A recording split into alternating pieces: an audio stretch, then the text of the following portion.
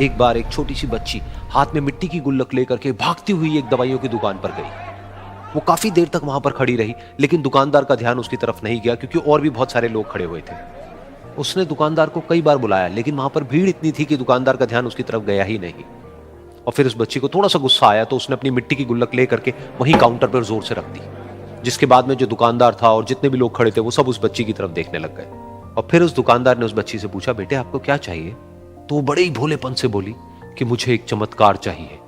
ये सुनकर के दुकानदार को कुछ समझ नहीं आया, ना ही वहां पर जो लोग थे उनको कुछ समझ में आया, और सब उसकी तरफ देखने लग गए। फिर दुकानदार ने बोला, बेटे चमत्कार तो यहां पर नहीं मिलता है। तो बच्ची को लगा कि वो उससे झूठ बोल रहा है, तो बच्ची ने कहा कि मेरी गुल्लक में बहुत पैसे हैं, आप बताओ आपको कितने पैसे चाहिए, लेकिन मैं आज यहां से चमत्कार लेकर के ही जाऊंगी। तो वहीं काउंटर पे एक और आदमी खड़ा था, उसने उस बच्ची से पूछा कि बेटे क्यों चाहिए तुमको चमत्कार?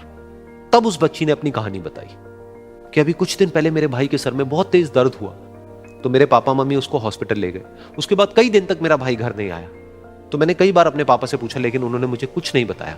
उन्होंने बार बार यही कहा कि वो आ जाएगा, वो कल आ जाएगा, वो कल आ जाएगा, लेकिन वो आ ही नहीं रहा था।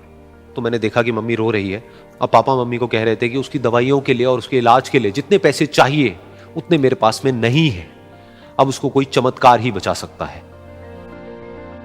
तब मुझे लगा कि अगर मेरे पापा के पास में इतने पैसे नहीं भी हैं तो क्या हुआ, मेरे पास में तो है। तो मैंने जितने भी पैसे जोड़ रखे हैं वो सारे लेकर के मैं इस दवाई की दुकान पर आई। फिर उस आदमी ने उस बच्ची से पूछा, कितने पैसे हैं तुम्हारे पास में? ये सुनते ही उस बच्ची ने अपनी गुल्लक उठाई, जमीन पर फेंकी और तोड़ दी, और पैसे गिनने लग गई। बाकी सब लोग खड़े होकर के उसको देख रहे थे।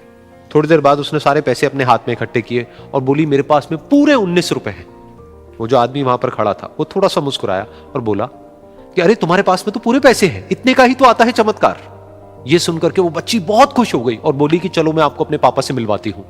बाद में पता लगा कि वो आदमी कोई आम आदमी नहीं था, बल्कि एक बहुत बड़ा न्यूरोसर्जन था, और उसने सिर्फ 19 रुपए में उसके भाई की सर्जरी करी, और कुछ ही दिन बाद वो ठीक होकर के घर वापस आ गया। फिर कुछ दिन बाद वो बच्ची, उसका भाई, उसके पापा, उसकी मम्मी, चारों एक साथ बैठे हुए थे और बात कर रहे थे। तो उसकी मम्मी ने उसके पापा से पूछा कि अब तो बता दो ये चमत्कार आपने किया कैसे?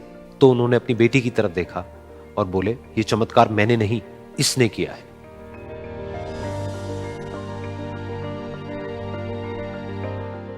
तो यहां पर एक बहुत बड़ी बात है जो हम उस छोटी सी बच्ची से सीख सकते हैं कि जिंदगी में कभी कभी ऐसा होता है कि हमको कोई रास्ता नजर नहीं आ रहा होता है और हम लोग हिम्मत हार जाते हैं। तब हमारे अंदर एक बच्चा होता है जो कोशिश करने से कभी भी पीछे नहीं हटता है। वो हार मानने को तैयार नहीं होता है क्योंकि उसको ना शब्द समझ नहीं आता है।